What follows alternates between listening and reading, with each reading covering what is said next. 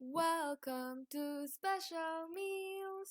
நோய் எதிர்ப்பு சக்தியை அதிகரிக்கக்கூடிய வெங்காயம் தக்காளி விலைய பத்தி கவலை இல்லாம விட்டமின் சி சத்தை உடம்புல அதிகப்படுத்துற மாதிரி ஒரு வித்தியாசமான சட்னியை எப்படி சுலபமா செய்யறதுன்னு பார்ப்போம்.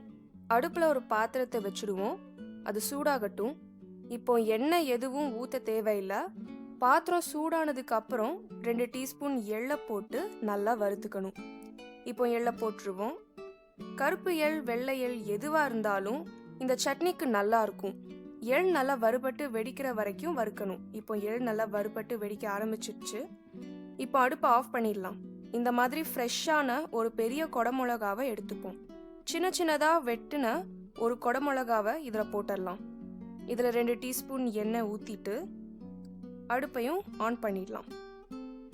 எண்ணெய் டைரெக்டாக பாத்திரத்தில் போட்டு சூடு பண்ணாமல் இப்படி காய் கூட சேர்க்கறதால அந்த எண்ணெய் கெட்ட கொழுப்பாக மாறாமல் நம்ம பார்த்துக்கலாம்.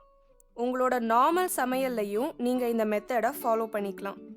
கொலஸ்ட்ராலை கண்ட்ரோல் பண்ணணும்னு நினைக்கிறவங்களுக்கு இந்த டிப்ஸ் யூஸ்ஃபுல்லாக இருக்கும். இந்த சட்னியை நீங்கள் எந்த கொடமிளகாயிலையும் பண்ணலாம்.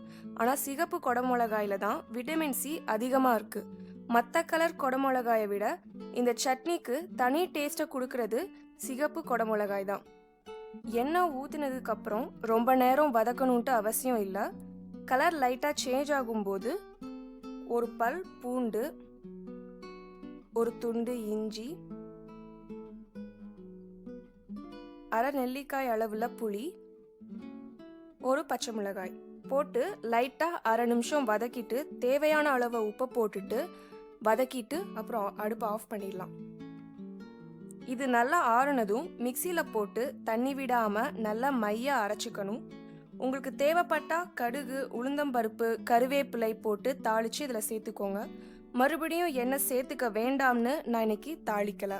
இட்லி தோசைக்கு இந்த சட்னி ஒரு நல்ல காம்பினேஷனாக இருக்கும். இந்த வீடியோ உங்களுக்கு பிடிச்சிருந்தா ஸ்பெஷல் மீல்ஸ்க்கு சப்ஸ்கிரைப் பண்ணுங்கள். மறக்காமல் பெல் பட்டனையும் ப்ரெஸ் பண்ணிடுங்க.